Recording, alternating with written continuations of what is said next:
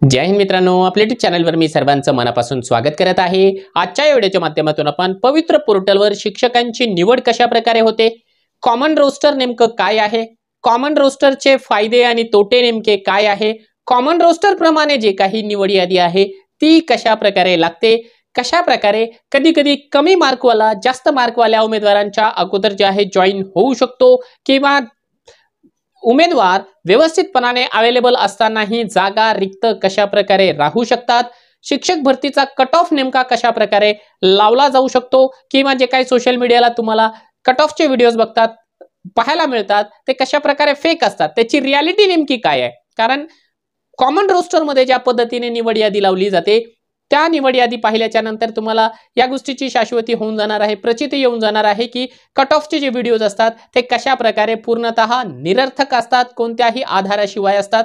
दुसरी महत्त्वाची गोष्ट आपण या व्हिडिओच्या माध्यमातून डेमोच्या स्वरूपामध्ये या सर्व निवड याद्या बघणार आहोत, निवडीची प्रोसेस बघणार आहोत। कोणत्या कॅटेगरीला किती रिझर्वेशन आहे, हॉरिझॉन्टल रिझर्वेशन कशा प्रकारे काम करतो आणि जनरल कॅटेगरीपेक्षा त्याच्या हॉरिझॉन्टल कॅटेगरीचं जे मेरिट आहे ते कमी कशामुळे लागतं, कशा पद्धतीने लागतं, कशा प्रकारची ती एक्झॅक्टली प्रोसेस आहे, त्यातल्या त्यात जे दिव्यांग प्रवर्गाची मेरिट यादी आहे किंवा अनाथ उमेदवारांची मेरिट यादी आहे ती कशा प्रकारे लागते। आणि हो, सध्याच्या घडीला जो काही चर्चेला गेलेला विषय आहे इंग्लिश माध्यमाचं मेरिट आणि मराठी माध्यमाचं मेरिट यांच्यामध्ये खूप मोठ्या प्रमाणावरती तफावत असणार आहे का, तर नाहीये। कारण दोघांचंही कॉमन रोस्टर असल्या कारणाने दोघांची निवड यादी एकत्रितपणाने लावली जाणार असल्या कारणाने फार जास्त फरक पडणार नाही। त्याचा डेमो मी या व्हिडिओच्या माध्यमातून तुमच्यापर्यंत सादर करणार आहे। पसंतीक्रम देत असताना पसंतीक्रम दिल्याच्या नंतर तुम्हाला जागा कशा प्रकारे अलॉट केल्या जातात या सगळ्या बाबींची माहिती मी तुम्हाला जी आहे शासनाची वेगवेगळी परिपत्रक, सर्व विभागाचे शासन निर्णय याच्या पुराव्यासहित तुम्हाला या व्हिडिओच्या माध्यमातून डेमोच्या स्वरूपामध्ये दाखवणार आहे। परंतु मित्रांनो, व्हिडिओ डिटेल्स मध्ये सुरुवात करण्यापूर्वी आपण जर चॅनलवर नवीन असाल तर आमचं चॅनल सबस्क्राइब करा, साइडचा जे बेल आयकॉन आहे त्याला देखील प्रेस करा, जेणेकरून शिक्षक भरतीच्या संदर्भामधल्या कोणत्याही माहितीची अपडेट आपल्याकडून मिस होणार नाही। मित्रांनो, हा व्हिडिओ बनवण्यासाठी खूप जास्त मेहनत लागलेली आहे, खूप जास्त रिसर्च करावी लागलेली आहे, त्यामुळे या व्हिडिओच्या सुरुवातीला सर्वांनी या व्हिडिओला एकदा लाईक करून घ्या आणि हा व्हिडिओ ज्यावेळेस संपेल त्यावेळेस जे आहे निश्चितपणाने एक कॉम्प्लिमेंट, एक कमेंट या व्हिडिओच्या खाली निश्चितपणाने करा। कारण तुमचे जे काही डाउट्स आहेत ते डाउट्स क्लिअर झाले किंवा नाही ते निश्चितपणाने मला ऐकायला आवडेल। कारण तुमची जी कॉम्प्लिमेंट आहे ते माझ्यासाठी निश्चितपणाने एक प्रकारे अवॉर्ड असणार आहे, पुरस्कार असणार आहे। मी प्रयत्न केलेला आहे की फार डिटेल्स मध्ये माहिती तुमच्यापर्यंत प्रोव्हाइड करेल, म्हणून हा व्हिडिओ निश्चितपणाने खूप मोठा होणार आहे। परंतु व्हिडिओ मोठा जरी असला तरी तुम्ही तुमच्या वेळेप्रमाणे त्याला निश्चितपणाने पाहून घ्या। कारण माझी इच्छा आहे की प्रत्येक अभियोग्यताधारकापर्यंत हा जो व्हिडिओ आहे तो निश्चितपणाने पोहोचला पाहिजे। त्यामुळे याला जास्तीत जास्त शेअर करायला देखील विसरू नका। मी शक्यतो बोलत नाही तुम्हाला की माझा व्हिडिओ फॉरवर्ड करा किंवा शेअर करा, परंतु हा व्हिडिओ निश्चितपणाने महत्त्वाचा आहे, याच्यासाठी बरीचशी मेहनत लागलेली आहे। त्यामुळे सर्वांना रिक्वेस्ट करतोय की हा व्हिडिओ आपल्या जास्तीत जास्त अभियोग्यताधारकांपर्यंत फॉरवर्ड करायला, शेअर करायला विसरू नका। व्हिडिओ मोठा आहे परंतु एक एक पॉइंट अतिशय जास्त महत्त्वाचा आहे। आणि सर्वात शेवटी एक गोष्ट आणखी सांगतो की या व्हिडिओमध्ये दाखवले जाणारे जे काही शासन निर्णय, परिपत्रक किंवा शिक्षक अभियोग्यता आणि बुद्धिमत्ता चाचणीच्या उमेदवारांची म्हणजे सर्व अभियोग्यताधारकांची जी काही मेरिट याद्या आहे कॅटेगरी वाईज त्या सगळ्या मेरिट याद्या आपण आपल्या टेलिग्रामच्या चॅनलवर टाकलेल्या आहेत, अवेलेबल करून दिलेल्या आहेत। आपल्या टेलिग्राम चॅनलची लिंक या व्हिडिओच्या डिस्क्रिप्शन बॉक्समध्ये देण्यात आलेली आहे, त्या ठिकाणी जा, आपलं टेलिग्रामचं चॅनल जॉईन करा आणि निश्चितपणाने या ठिकाणी जे आहे तुम्हाला हवा तो कंटेंट डाउनलोड करा। चला तर आता आपण सुरुवात करून घेऊया आजच्या व्हिडिओला। सर्वात पहिल्यांदा आपण बघूया की रोस्टर नेमकं काय असतं किंवा जो कॉमन रोस्टर आहे ते कशा प्रकारे आपल्या समोर पाहायला मिळतो आहे। परंतु ते मी तुम्हाला असं व्हिडिओमध्ये दाखवणार नाहीये, तर ते दाखवण्यासाठी मी तुम्हाला घेऊन जातोय आपल्या मोबाईलच्या लॅपटॉपवर। बघा मित्रांनो, तर सर्वात पहिल्यांदा आपल्याला महत्त्वाचं बघायचं आहे की एक्झॅक्टली रोस्टर काय भानगड आहे, रोस्टर काय असतं किंवा आपण जे काही वारंवार त्या गोष्टीचा उल्लेख करतो आहे तर ती गोष्ट नेमकी काय आहे। आता रोस्टर पाहायचं म्हणजे आपल्याला एखाद्या जिल्हा परिषदेचं रोस्टर बघायचं नाहीये, तर जे कॉमन रोस्टर आहे म्हणजे जिल्हा परिषदेची ऍक्च्युअल मधली जी जाहिरात आहे ती जाहिरात बघायची आहे आणि त्यामध्ये नेमक्या कोणत्या गोष्टींची कमतरता आहे, कोणत्या गोष्टी चांगल्या आहेत त्या अगोदर बघायच्या। त्यानंतर ते रोस्टर जे आहे कशा प्रकारे वर्क करतं, रोस्टरचे फायदे, तोटे, निवड पद्धती कशी राहते ती आपण जे आहे पुढच्या टप्प्यामध्ये बघणार आहोत याच व्हिडिओमध्ये, परंतु थोडंसं पुढे जाऊन आपण बघणार आहोत। पहिल्यांदा तुम्हाला रोस्टर म्हणून दाखवतो बघा, एक जिल्हा परिषदेची जाहिरात, जेणेकरून तुम्हाला कॉमन रोस्टर नेमकं काय आहे की ज्याचं भूत सर्वत्र जे आहे सर्वांच्या डोक्यावर चढलेलं आहे. बघा, ही एक जाहिरात आहे, रिसेंट मधली जाहिरात, आत्ताच्या भरतीमधली एज्युकेशन ऑफिसर प्रायमरी सांगली, म्हणजे सांगली जिल्हा परिषदेच्या प्राथमिक विभागाची ही जाहिरात आहे. आता रोस्टर हे 1 ते 5चं वेगळं आणि 6 ते 8चं वेगळं असायला पाहिजे होतं, जेणेकरून अशा प्रकारचे कॉम्प्लिकेशन्स त्याच्यामध्ये आले नसते. मग तसं न होता या ठिकाणी आता तुम्हाला सांगतो की हे जे रोस्टर आहे किंवा ही जी जाहिरात आहे 1ली ते 8वी वर्गाची एकत्रित पद्धतीने आलेली आहे. आणि एकत्रित पद्धतीने आल्या कारणाने आणि 2 माध्यमाची अटॅच असल्या कारणाने खूप मोठ्या प्रमाणावरती गुंतागुंत असते आणि मेरिटवर देखील याचा परिणाम आपल्याला झालेला पाहायला मिळणार आहे. आता पहिल्यांदा तुम्हाला सांगतोय, ही जाहिरात आहे, या जाहिरातीमध्ये 2 प्रकारचं रिझर्वेशन आहे, एक उभं रिझर्वेशन, एक आडवं रिझर्वेशन. ठीक आहे, एक सामाजिक आरक्षण म्हणूया आणि दुसरं आपण त्याला हॉरिझॉन्टल आरक्षण, समांतर आरक्षण म्हणूया. उदाहरणार्थ म्हणून तुम्हाला सांगतो की समजा ही एक जाहिरात आहे, उदाहरण घेतोय आपण, अनुसूचित जातीला या ठिकाणी 99 जागा आहेत. ठीक आहे, या 99 जागांपैकी 99 जागा ज्या आहेत त्या सगळ्याच्या सगळ्या अनुसूचित जातीच्या प्युअर उमेदवारांना नाही. तर याच्यामध्ये काय आहे की या 99 जागांपैकी 30 जागा या महिलांना, 15 माजी सैनिकांना, 10 जागा अंशकालीनला, 5 जागा प्रकल्पग्रस्त, 3 जागा भूकंपग्रस्त, 5 जागा खेळाडू, म्हणजे 99 पैकी एवढ्या जागा जर का आपण काढल्या समांतरच्या तर एकूण जागा ज्या आहेत त्या 31 उरतात. आता या 31 जागा कुणाला मिळणार, तर ज्यांना कोणतंही रिझर्वेशन नाहीये, म्हणजे एसटीच्या म्हणजे अनुसूचित जातीमध्ये दुसरं कोणतंही रिझर्वेशन नाहीये, म्हणजे समांतरचं रिझर्वेशन नाही, म्हणजे अनुसूचित जाती प्युअर असं आपण म्हणूया. आता हे जी सेम कंडिशन प्रत्येक जातीची असणार आहे. अनुसूचित जमातीमध्ये पण सेम तेच राहणार, अनुसूचित जमाती पेसा क्षेत्रामध्ये पण तेच राहणार, ईडब्ल्यूएस मध्ये पण तेच राहणार, खुल्या प्रवर्गामध्ये देखील तेच राहणार आहे.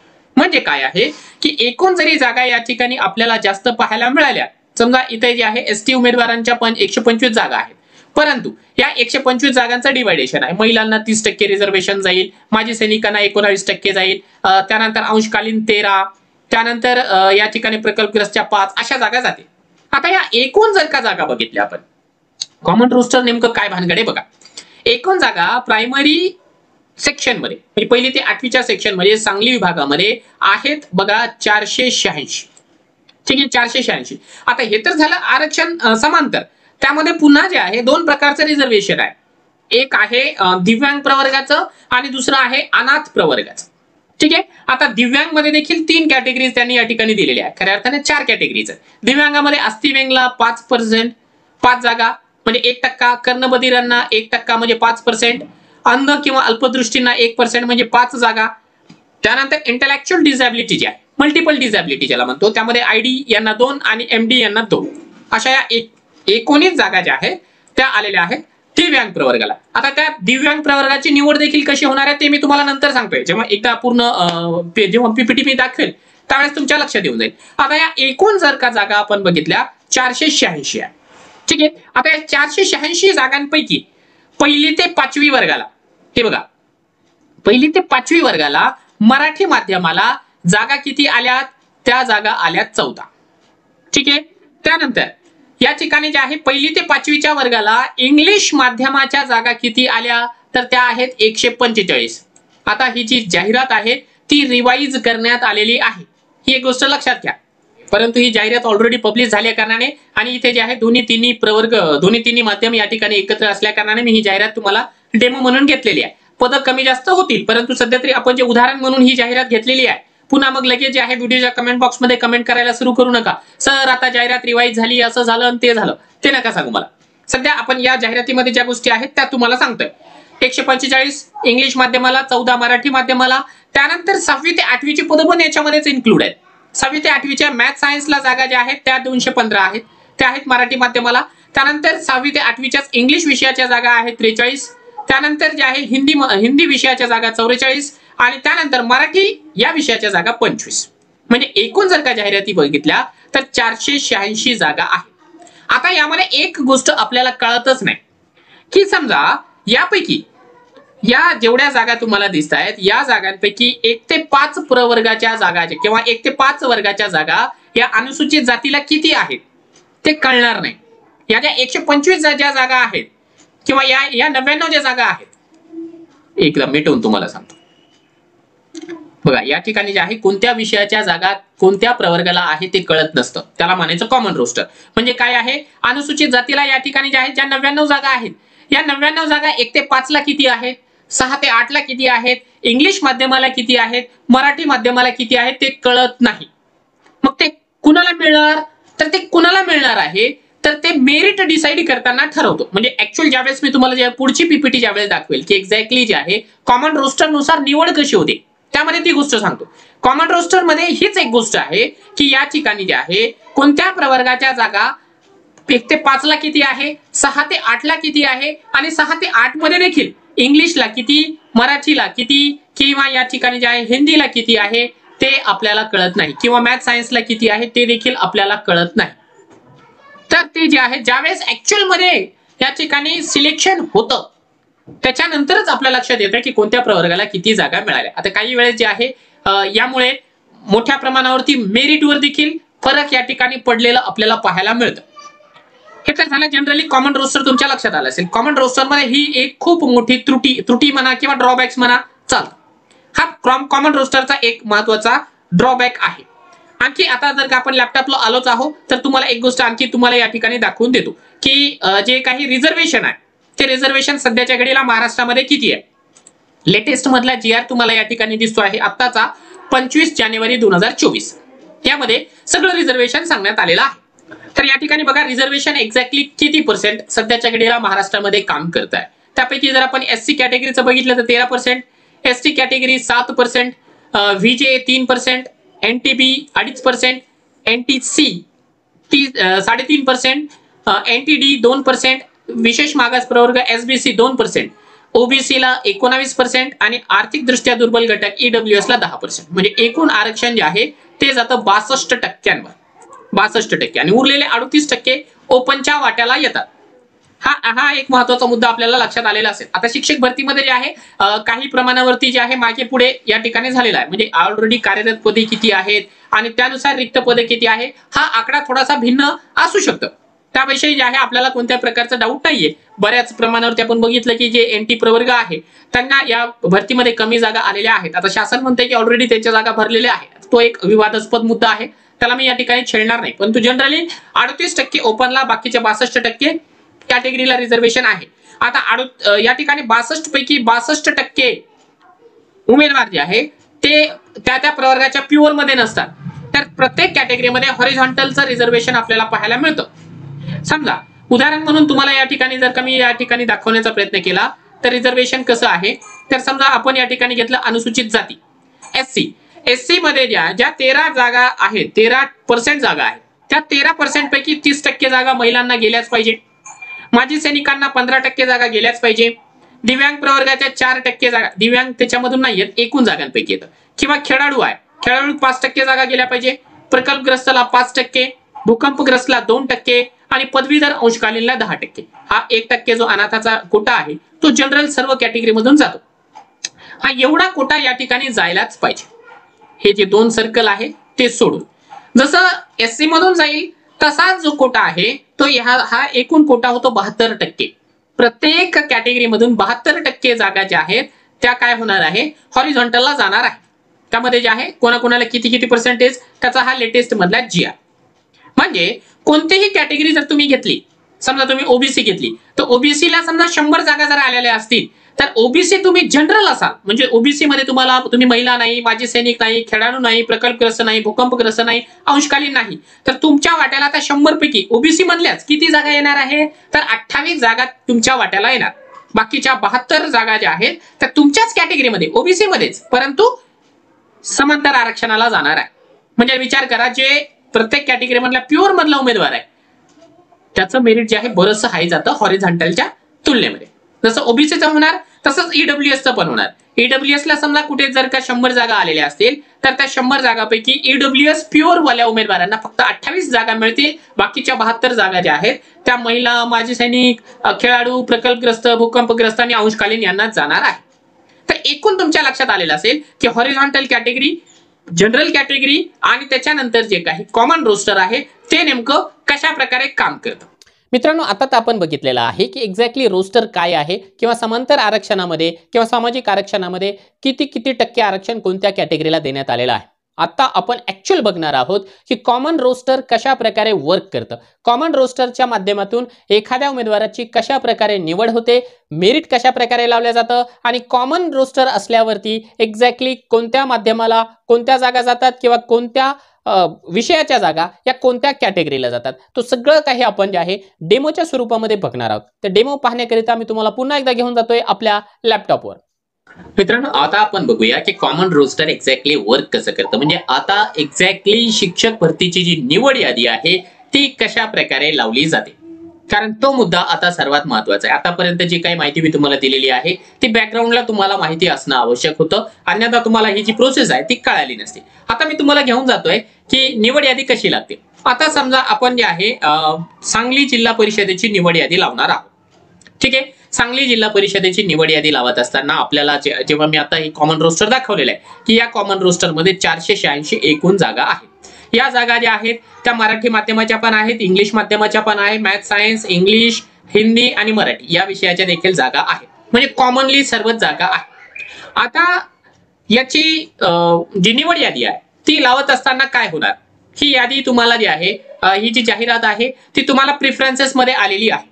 लक्षात घ्या, असं आपण गृहीत धरूया की जेवढे उमेदवार महाराष्ट्रामध्ये 1ली ते 8वी वर्गासाठी पात्र आहेत, जेवढे उमेदवार आहेत त्या सर्व उमेदवारांना ही जाहिरात आलेली आहे. आता त्याच्या पाठीमागचं कारण काय आहे, इथे ओपनला जागा आहे आणि जिथे ओपनला जागा असते त्या ठिकाणी प्रत्येक प्रवर्गाच्या उमेदवाराला जागा या ठिकाणी मिळत असते. म्हणून ही जी जाहिरात आहे 1ली ते 8वी वर्गाच्या प्रत्येक उमेदवाराला दाखवली जाणार. मग त्याचा विषय काही पण असो, जर तो 1 ते 5 ला जरी पात्र असेल तरी देखील त्याला हे दाखवले जाणार. एखादा उमेदवार फक्त 6वी ते 8वी ला जरी पात्र असेल तरी देखील त्याला ही संपूर्ण जाहिरात दाखवली जाणार.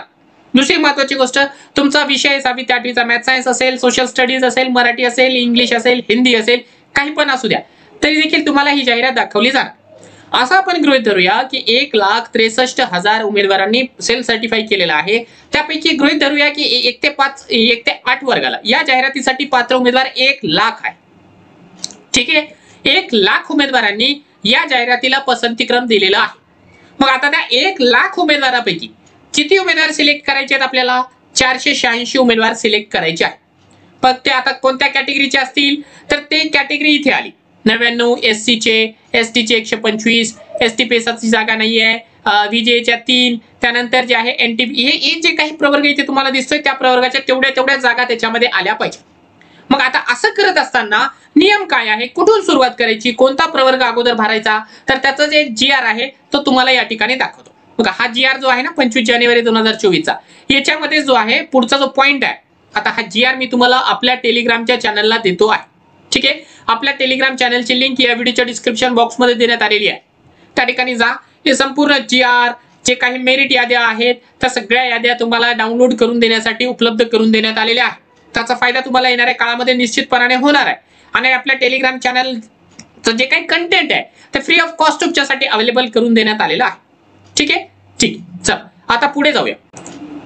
तर या ठिकाणी हा जो GR आहे, हा GR काय सांगतोय की 3 टप्प्यामध्ये ही जी भरती आहे ती व्हायला पाहिजे किंवा राऊंड जो आहे तो घ्यायला पाहिजे. पहिला काय आहे तर पहिला टप्पा सांगतो की खुल्या प्रवर्गातील अराखीव पदे उमेदवारांची गुणवत्तेच्या निकषानुसार निवड यादी तयार करावी.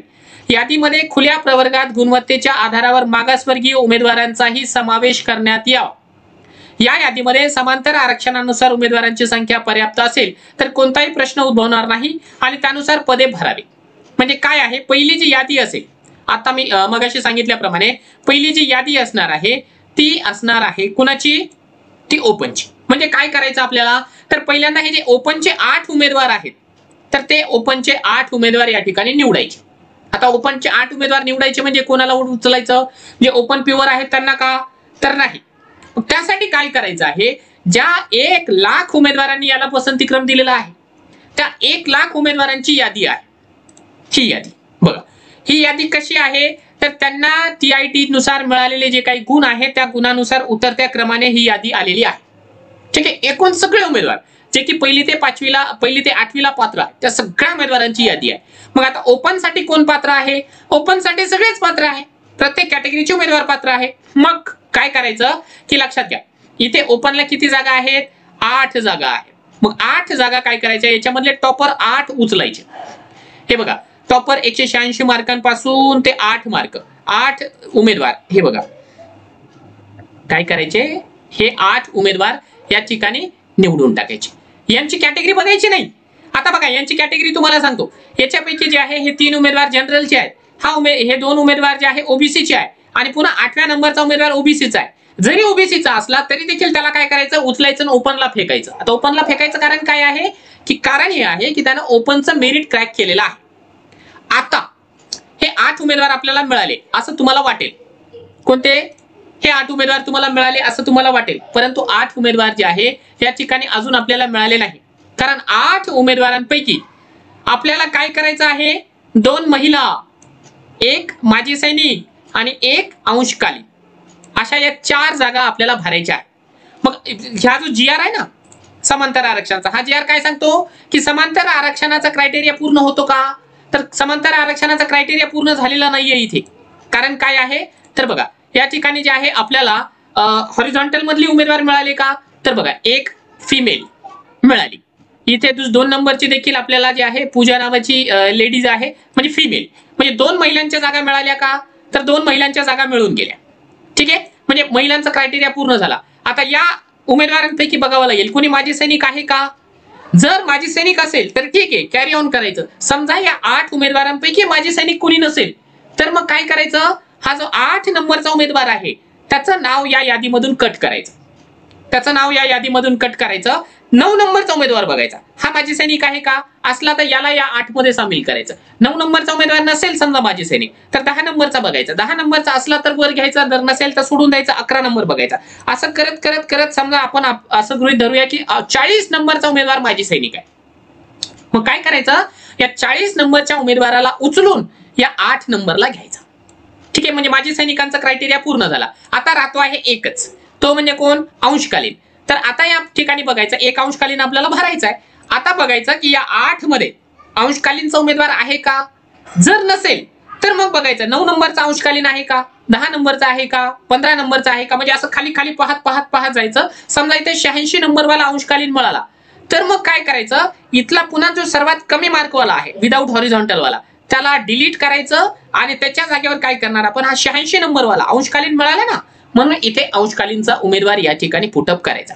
आता आपला क्रायटेरिया पूर्ण झाला. कोणता क्रायटेरिया, की यामध्ये 2 महिला पण आल्या, यामध्ये जे आहे माजी सैनिकाचा पण 1 उमेदवार सापडला आणि 1 अंशकालीन पण सापडला, आणि उरलेले जे 4 आहेत तर ते 4 सापडले. आता या 4 मध्ये महिला पण येऊ शकतात, यामध्ये पुरुष पण येऊ शकतात.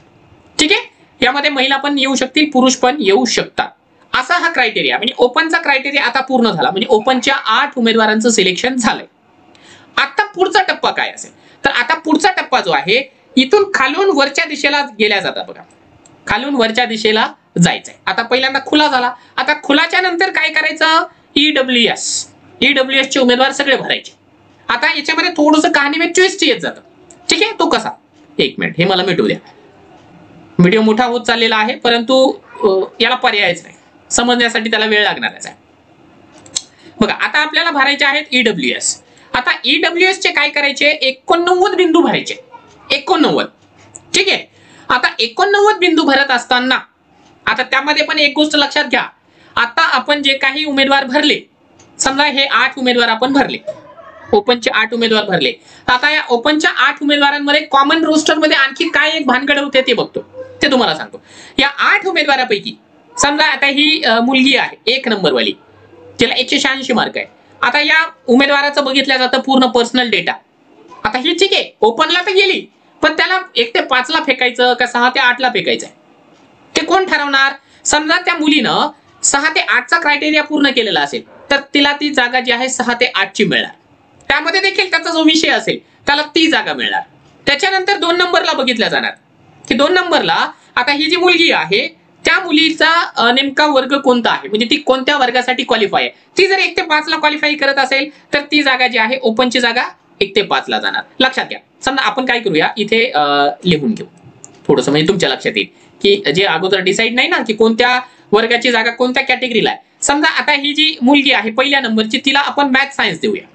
ठीक आहे, 6 ते 8 ला मॅथ सायन्सला आहे. आणि ही जी 2 नंबरची मुलगी आहे ती आपण असं करूया की 1 ते 5 ला गेली आहे मराठी माध्यमाला. आता समजा हे 3 नंबरची कॅन्डिडेट्स आहे, 3 नंबरचा उमेदवार मेल आहे, तो समजा तो उमेदवार इंग्लिश माध्यमाचा आहे आणि तो 6 ते 8 ला पात्र आहे. तर मग काय करेल हा जो मुलगा आहे तो 6 ते 8 ची जागा समजा सोशल स्टडीज आहे किंवा मराठीची आहे, तर ती मराठीची जागा खाईल. म्हणजे काय होणार आहे की टॉप रँकर ज्या वर्गासाठी पात्र आहे तो ती जागा खाणार आहे. म्हणजे या ठिकाणी काय होतं की तुमचं जे कॉम्पिटिशन आहे ना ते तुमच्या कॅटेगरी सोबत नाहीये. तर लक्षात घ्या, 1ली ते 8वी वर्गाला जर तुम्ही पात्र असाल तर तुमचं कॉम्पिटिशन जे आहे सगळ्या कॅटेगरीच्या उमेदवारांसोबत आहे. म्हणून जे आहे या ठिकाणी मेरिट लावणाऱ्यांवर मला फार हसायला येतं की मेरिट इथपर्यंत येणार आहे. मला सांगा, जर का सगळ्याच प्रवर्गाचे उमेदवार तुमच्यासोबत कॉम्पिटिशन मध्ये असतील तर मग तुम्ही फक्त जर का असं ठरवलं यार मी ओबीसीचा आहे आणि ओबीसीचे उमेदवार मॅथ सायन्स, समजा मी मॅथ सायन्स वाला उमेदवार आहे आणि ओबीसीचा आहे, 6 ते 8 ला पात्र आहे, तर मी जर का फक्त ओबीसीचेच उमेदवार जर मॅथ सायन्सचे माझ्या पुढचे जर घेतले तर मी मेरिट काढू शकत नाही. कारण त्या जागा ज्या आहेत मॅथ सायन्सच्या नसतातच. म्हणजे मॅथ सायन्सच्या जरी असल्या तरी त्या ओबीसीच्या नसतात. त्या जागा सगळ्याच्या सगळ्या दुसऱ्या प्रवर्गाला देखील मिळू शकतात. कारण काय आहे की तुमच्यापेक्षा टॉपर मार्क असलेला उमेदवार हा कोणत्या वर्गासाठी आहे हे तुम्हाला माहिती नसतं आणि त्यामध्ये मग सगळ्याच प्रवर्गाचे उमेदवार आले. तर हा असा प्रवर्ग या ठिकाणी काम करतोय. कॉमन रोस्टर लक्षात आलेला आहे. म्हणजे आता इथे समजा 6 ते 8 ची जागा खाली आणि इंग्लिश माध्यमाची. पुन्हा हा समजा जो उमेदवार आहे 5 नंबरचा तो समजा 1 ते 5 ला पात्र आहे, त्याला 1 ते 5 ची जागा दिली. पुन्हा हा जो 6 नंबरचा उमेदवार आहे समजा तो 6 ते 8 ला पात्र ठरला आणि तो पण समजा इंग्लिश विषयासाठी, तर त्याला जे आहे इंग्लिश विषयाची जागा देऊन टाकली. आता ही काही जागा फिक्स होती का की इंग्लिश विषयाची जागा कुणाला जाणार आहे, परंतु ती जागा कुणाला गेली, ओपनच्या वाट्याला गेली. पुन्हा खालचा उमेदवार समजा की 1 ते 5 ला पात्र आहे, तर त्याला 1 ते 5 ची जागा आपण देऊन टाकली. त्यानंतर जो शेवटचा उमेदवार आहे समजा तो पण 1 ते 5 ला आपण देऊन टाकला. म्हणजे आता काय झालं, यामध्ये 1 ते 5 च्या 3 जागा भरल्या गेल्या आणि 6 ते 8 च्या 3 जागा भरल्या गेल्या. आता समजा याच्याऐवजी असंही झालं होऊ शकलं असतं की जे 9 उमेदवार आपण निवडले ना, 9च आहेत काही 8 उमेदवार, हे जे 8 उमेदवार आहे ना ते जर का 1 ते 5 लाच पात्र राहिले असते तर सगळ्याच्या सगळ्या जागा 1 ते 5 लाच गेल्या असत्या. लक्षात घ्या. किंवा हे जर का सगळ्याचे सगळे उमेदवार जर का 6 ते 8 ला जरी पात्र राहिले असते तर या सगळ्याच्या सगळ्या जागा 6 ते 8 लाच पात्र गेल्या असत्या. म्हणजे हा तो आहे एक फायदा पण आहे आणि तोटा पण आहे कॉमन रोस्टरचा. म्हणजे आपल्याला माहिती नसतं की कोणत्या वर्गाची जागा कोणत्या प्रवर्गाला आहे किंवा कोणत्या विषयाची जागा कोणत्या प्रवर्गाला आहे. ते ऍक्च्युअल ज्यावेळेस मेरिटची सायकल फिरवली जाते त्याच वेळेस आपल्याला लक्षात येतं. हा झाला एक मुद्दा. ओपनचा मेरिट आपण लावून टाकलं. आता 2 नंबरला काय सांगितलं बघा. 2 नंबरला जे आहे खालच्या दिशेपासून वरच्या दिशेला आपल्याला जावं लागतं. 2 नंबरला ईडब्ल्यूएस चं मेरिट लावायचं. आता ईडब्ल्यूएस ला जागा किती आहे, ईडब्ल्यूएस ला आहे 89 जागा. मग आता काय करणार, ईडब्ल्यूएस च्या सगळ्या उमेदवारांची यादी काढली जाईल की त्या जागेसाठी जेवढ्या ईडब्ल्यूएस च्या उमेदवारांनी या ठिकाणी प्रिफरन्सेस दिलेला आहे ही यादी आहे त्या सगळ्या उमेदवारांची. म्हणजे 1 ते 8 ला पात्र असलेले सगळेचे सगळे उमेदवार या ठिकाणी आलेले आहेत. ठीक आहे. आता काय करायचं आहे, 89 उमेदवार आपल्याला निवडायचे आहेत. कारण इथे जे जाहिरातीमध्ये किती जागा आहे 89. मग ईडब्ल्यूएस चे काय करणार आपण या ठिकाणी, हे 1 नंबर पासून ते 89 नंबर पर्यंत आपण जाणार. हे बघा हे 89 उमेदवार हे सगळेच्या सगळे आपण उचलून काय करणार ईडब्ल्यूएस च्या यादीमध्ये फेकणार. परंतु ही यादी फायनल नाहीये कारण याचा हॉरिझॉन्टलचा क्रायटेरिया आपल्याला पूर्ण करायचा आहे. ठीक आहे. हा आता लक्षात घ्या, हे 89 उमेदवार आपण जे आहे उचलून बाजूला ठेवले. परंतु आता यामध्ये कहाणी में ट्विस्ट असं राहतो की या 89 उमेदवारांपैकी ओपनला किती गेले, तर लक्षात घ्या ही ओपनची यादी बघा. यामध्ये ईडब्ल्यूएस चा उमेदवार आहे का, तर ईडब्ल्यूएस चा यामध्ये उमेदवार नाही.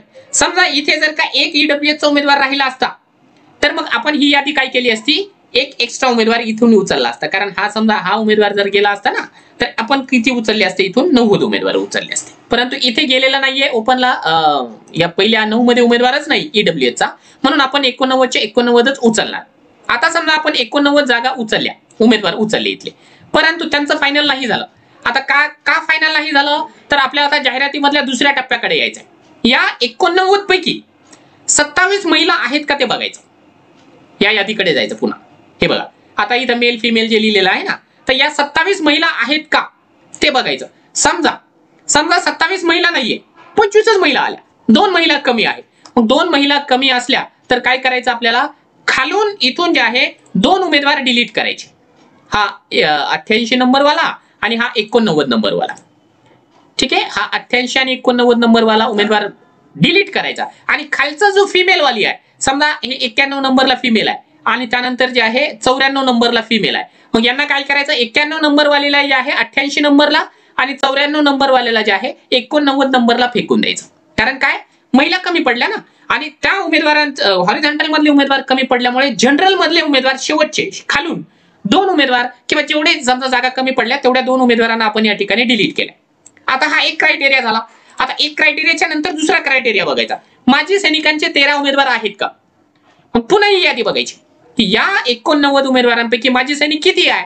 जर 13 पैकी 13 मिळाले सोडून द्यायचं, पुढचा टप्पा बघायचा. समजा 13 पैकी यांना जे आहे 10च मिळाले, तर 10 मिळाल्यावर पुन्हा काय करणार, तर पुन्हा तुम्ही 89 नंबरवर जाणार आणि 89 नंबरचे जे आहे खालचे 2 उमेदवार डिलीट करणार. पण लक्षात घ्या, महिला डिलीट करायच्या नाही हा, कारण आपण काय केलं, खालून जे आहे 2 महिला एक्स्ट्राचे घेतल्या होत्या, कारण आपल्याला आता कमी पडले होते.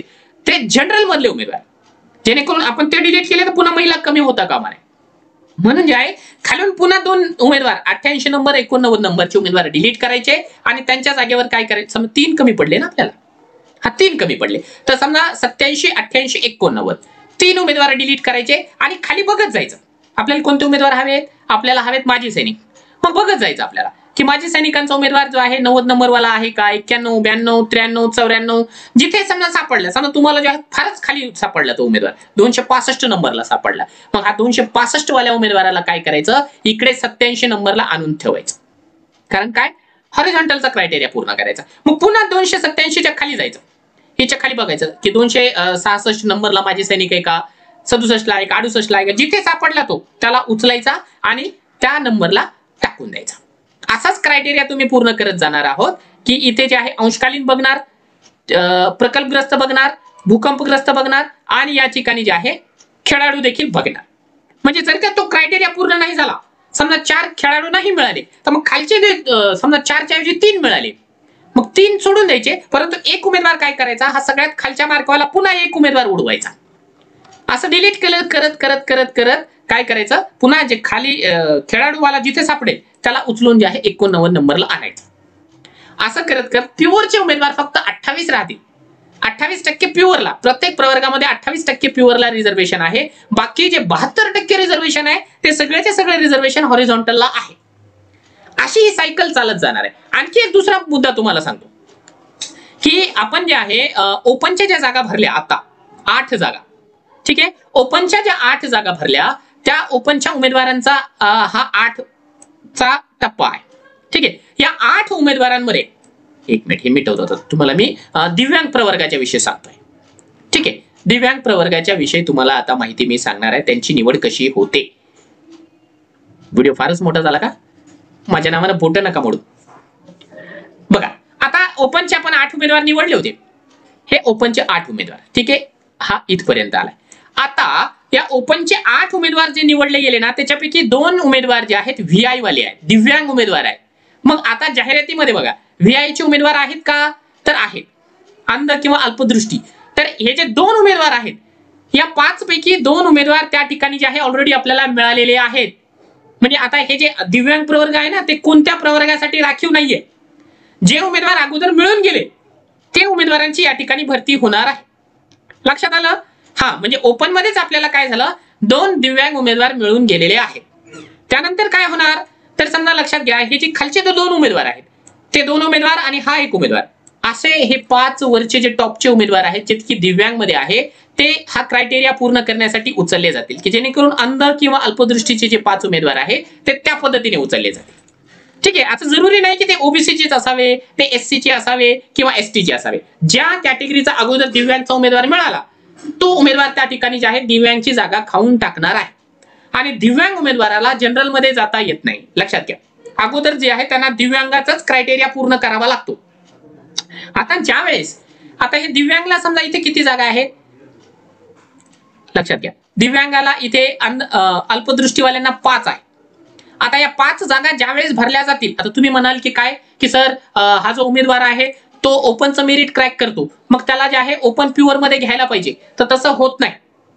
ठीक आहे, पहिल्यांदा जे आहे ते त्याच्या जनरल कॅटेगरी मधूनच घ्यावं लागतं, त्याच्या हॉरिझॉन्टलचेच क्रायटेरिया पूर्ण करावा लागतो. लक्षात घ्या, त्याला जे आहे पहिल्यांदा त्यांच्या कॅटेगरीच्या हॉरिझॉन्टलचं क्रायटेरिया पूर्ण करावा लागतो. आता हे 5 उमेदवार झाल्याच्या नंतर हा जो उमेदवार आहे ना, समजा हा VI वाला, तर हा उमेदवार जनरलला जाऊ शकतो, म्हणजे जनरल प्युअरला जाऊ शकतो, परंतु वरचे उमेदवार जाऊ शकत नाही. कारण काय आहे, पहिल्यांदा त्यांचा हॉरिझॉन्टलचा क्रायटेरिया पूर्ण करावा लागतो.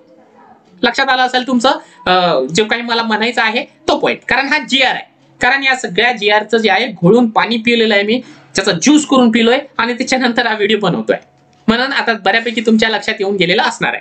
मग अशा प्रकारे करत करत करत आपण काय करणार आहोत, की हा जो 89चा जो मुद्दा आहे, ज्या काही जागा आहेत त्या भरून टाकणार आहोत. त्यापैकी मग जे आहे जनरली 29 उमेदवार आपल्याला EWS प्युअरचे भेटून जाणार आहे.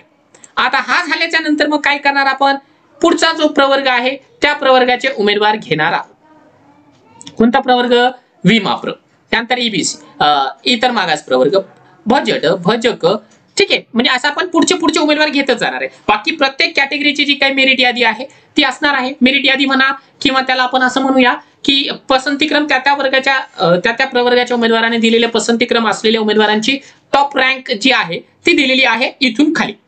मग त्यांच्यापैकी जे आहे जेवढे उमेदवार उचलायचे तेवढे उचलून टाकायचे आणि मग नंतर सेकंड टप्प्यामध्ये बघायचं की हॉरिझॉन्टलचा रेशो जो आहे त्यांचा पूर्ण होतो किंवा होत नाही. तर अशा प्रकारे जे आहे हिची सायकल आहे कॉमन रोस्टरची ती चालवली जाते आणि त्यामध्ये देखील हाच क्रायटेरिया पूर्ण केला जातो की कोणता, की हा पहिला उमेदवार आहे, या पहिल्या उमेदवाराचा जो वर्ग आहे म्हणजे 1 ते 5 आहे, 6 ते 8 आहे, तर जो असेल त्याला ते दिला जाणार आहे. ठीक आहे, जो असेल तो त्याला देणार जाणार आहे. दुसऱ्या नंबर वाल्याचा जो काही वर्ग असेल तो त्याला दिला जाणार आहे.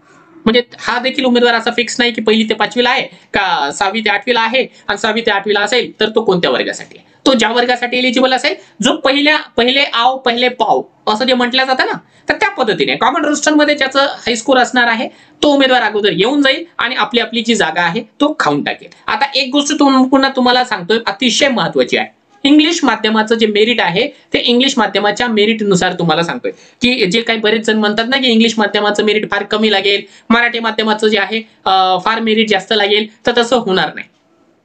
त्याच्या पाठीमागे कारण हे आहे की हे कॉमन रोस्टर आहे आणि कॉमन रोस्टर मध्ये आता तुम्हाला एक जनरल गोष्ट सांगतो. हे बघा, आता जे सांगितलं ना तुम्हाला ही कॉमन वाली आहे, तर आपण याच्यामध्ये असं समजून घेतलं होतं की 1-2 उमेदवार जे आहे इंग्लिश माध्यमाचे आहे. तर आता जर का टॉप रँकर वाले उमेदवार समजा 1ली ते 5वीचे जेवढ्या जागा आहेत अवेलेबल, तेवढ्या जागा समजा जर का मराठी माध्यमाच्याच उमेदवारांनी भरून टाकल्या आणि खालच्या स्कोरवाले जर का या ठिकाणी इंग्लिश माध्यमाचे उमेदवार राहिले तर त्यांच्यासाठी जागाच अवेलेबल नाहीत किंवा.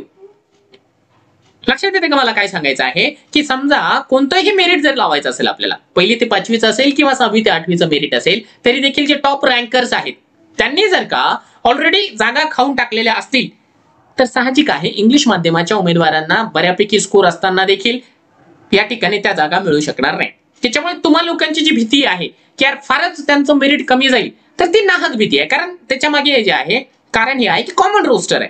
जर इंग्लिश माध्यमाचं रोस्टर वेगळं राहिलं असतं तर निश्चितपणाने त्यांचं मेरिट अतिशय खाली जाऊ शकलं असतं, परंतु जाऊ शकणार नाही. आणि यामुळे काय होणार आहे की काही बिंदू त्यांना सापडणार नाही, म्हणून बऱ्याचशा जागा या रिक्त राहिल्याची देखील आपल्याला येणाऱ्या काळामध्ये माहिती मिळणार आहे किंवा तसं घडणारच आहे. कारण काय होतं, कॉमन रोस्टरचा हाच सर्वात मोठा तोटा देखील आहे की बऱ्याचशा जागा या रिक्त राहताना आपल्याला दिसतात.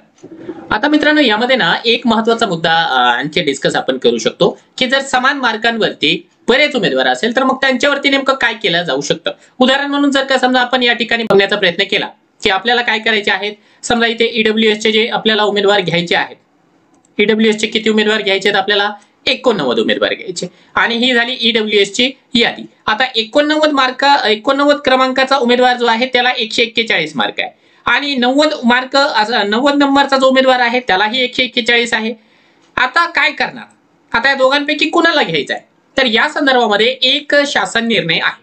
हा शासन निर्णय जे आहे तुम्हाला या ठिकाणी मित्रांनो आपल्या टेलिग्रामच्या चॅनलला अवेलेबल करून देण्यात आलेला आहे. हा शासन निर्णय तुम्हाला या ठिकाणी दिसत असल्याप्रमाणे 4 मे 2022 या दिवसाचा शासन निर्णय आहे. त्याच्या टायटलमध्ये सांगण्यात आलेला आहे की बऱ्याचशा ज्या काही भरती प्रक्रिया आहे, गट क, गट ड आणि गट ब च्या, त्या संदर्भामध्ये मार्गदर्शक सूचना आहे. आता फार मोठा पापड पसारा मी सांगणार नाही, जी महत्वाची गोष्ट आहे तेवढी महत्वाची गोष्ट सांगतो. अन्यथा व्हिडिओ एवढा मोठा झालेला आहे की कोणीतरी मला आता काय काय बोलेल ते मला माहिती नाहीये. त्यामुळे जे आहे ठीक आहे, आता समान गुण मिळाले तर काय करायचं बघा. आता समान गुण मिळाले तर 2 उमेदवारांपैकी तो उमेदवार बघायचा की ज्या उमेदवारांना हा क्रायटेरिया पूर्ण केलेला आहे. कोणता क्रायटेरिया? आत्महत्याग्रस्त शेतकऱ्याच्या पाल्याला प्रथम प्राधान्य. म्हणजे दोन उमेदवारांपैकी जे आहे, ज्या उमेदवाराचं आत्महत्याग्रस्त शेतकऱ्याचं पाल्य म्हणून जे आहे फॉर्म भरताना नोंद आहे, त्याची निवड होईल. आता दोन्हीपैकी कुणीच नाहीये, तर मग काय केला जाईल? समान गुणप्राप्त उमेदवारांमध्ये आत्महत्याग्रस्त शेतकऱ्याचा पाल्य नसेल तर एकापेक्षा अधिक उमेदवार समान गुण प्राप्त करत असतील तर त्यापैकी वयाने ज्येष्ठ असलेल्या उमेदवारास प्राधान्य देण्यात येईल. ज्याचं वय जास्त आहे त्याला प्राधान्यक्रम या ठिकाणी देण्यात येणार आहे. आणि बॅड लक की मॅच टाय झाला आणि टाय झाल्यानंतर सुपर ओव्हर झाली आणि सुपर ओव्हर मध्ये देखील जे आहे मॅच टाय झाली. मग आता काय करायचं? म्हणजे आत्महत्याग्रस्त दोघांचे पाल्य, दोन्ही जे पाल्य नाहीये आत्महत्याग्रस्त शेतकऱ्याचे. आता दोघांचं वय देखील कॉमनच आहे, सेम आहे, म्हणजे दोघांची डेट ऑफ बर्थ सेम आहे. मग आता काय करायचं? तर बघा, आता 3 नंबरचा क्रायटेरिया दिलेला आहे. दोन्ही अटीमध्ये देखील समान ठरत असलेल्या उमेदवारांच्या बाबतीमध्ये अर्ज सादर करण्याच्या अंतिम दिनांकास उच्चतर शैक्षणिक अर्हता, पदव्युत्तर पदवी, पदवीधर, उच्च माध्यमिक शालांत परीक्षा उत्तीर्ण, माध्यमिक शालांत परीक्षा उत्तीर्ण अशा प्रकारे धारण करणाऱ्या उमेदवाराला प्राधान्य देण्यात यावे. तर 2 क्रायटेरिया जर का पूर्ण नाही झाले तर मग काय आहे की ज्याची क्वालिफिकेशन जास्त आहे तो, आणि त्यामध्ये जर काही इक्वल झालं तर मग काय करायचं आहे? तर या तिन्ही अटीमध्ये देखील समान ठरत असलेल्या उमेदवारांच्या बाबतीमध्ये सदर पदाच्या सेवा प्रवेश नियमामध्ये विहित असलेल्या किमान शैक्षणिक अर्हतेमध्ये उच्चतर गुण प्राप्त उमेदवारास प्राधान्यक्रम देण्यात यावे. बाकीच्या 3 नंबर मध्ये जरी कॉमन झालं तर 4 नंबर मध्ये समजा आपण शिक्षक पदासाठी अर्ज करतोय तर डीएड ला ज्याला जास्त मार्क आहेत त्याची निवड होईल. म्हणजे 4 क्रायटेरिया यांनी या ठिकाणी या जीआर मध्ये दिलेले आहे. त्यामुळे जे आहे यात आता समजा 141 वाले उमेदवार किती आहेत या ठिकाणी बघा, हे 1 2 3 4 5 6 7 8 9 10 11 12, या 12 उमेदवारापैकी एकाची जर निवड करायची असेल तर मग कोणाची करणार? की एक तर जो शेतकऱ्याचं पाल्य आहे, आत्महत्याग्रस्त शेतकऱ्याचं पाल्य असेल त्याची, अन्यथा यापैकी या 11 12 जेवढे होते मी आता सांगितले तेवढे, त्याच्यापैकी ज्याचं वय जास्त आहे त्या उमेदवाराची निवड या ठिकाणी होणार आहे. तर हा एक क्रायटेरिया आपल्याला लक्षात घ्यायचा आहे की कधी कधी आपलं वय जास्त असणं हे देखील फायद्याचं असतं, हे यावरून आपल्याला लक्षात येत आहे. तर मित्रांनो, आतापर्यंत जे आहे आपण या व्हिडिओमध्ये शिक्षक भरतीची जी काही प्रोसेस आहे ती स्टेप बाय स्टेप अतिशय लांबलचक प्रोसेस जरी असली तरी देखील पाहिलेली आहे, समजून घेतलेली आहे, शिकून घेतलेली आहे. मला अपेक्षा आहे की पूर्णपणाने तुम्हाला ही जी संपूर्ण प्रोसेस आहे ती समजून गेलेली असणार आहे. याच्या व्यतिरिक्त जर तुमच्या मनामध्ये काही प्रश्न असतील तर निश्चितपणाने तुमचे ते प्रश्न या व्हिडिओच्या कमेंट बॉक्समध्ये कमेंट करा, आणि प्रश्न नसतील तर या संपूर्ण व्हिडिओबद्दल जे आहे आपली जी काही प्रतिक्रिया असेल त्या प्रतिक्रियेची मला या व्हिडिओच्या खाली कमेंट बॉक्समध्ये प्रतीक्षा असणार आहे. कारण हा व्हिडिओ बनवण्याकरिता निश्चितपणाने खूप जास्त मेहनत मला या ठिकाणी लागलेली आहे, आणि माझ्या या मेहनतीच्या बदल्यामध्ये तुम्ही निश्चितपणाने एक लाईक या व्हिडिओला निश्चितपणाने कराल असा मला विश्वास आहे. आणि राहिली गोष्ट, बाकीचे जे काही कंटेंट मी या व्हिडिओच्या माध्यमातून तुमच्यापर्यंत प्रोव्हाइड केलेलं आहे ते सगळं कंटेंट तुम्हाला आपल्या टेलिग्रामच्या चॅनलला भेटून जाईल. टेलिग्राम चॅनलची लिंक या व्हिडिओच्या डिस्क्रिप्शन बॉक्समध्ये देण्यात आलेली आहे. त्या ठिकाणी जा, आपलं टेलिग्रामचं चॅनल जॉईन करा आणि तुम्हाला हवा तो content free of cost download करा.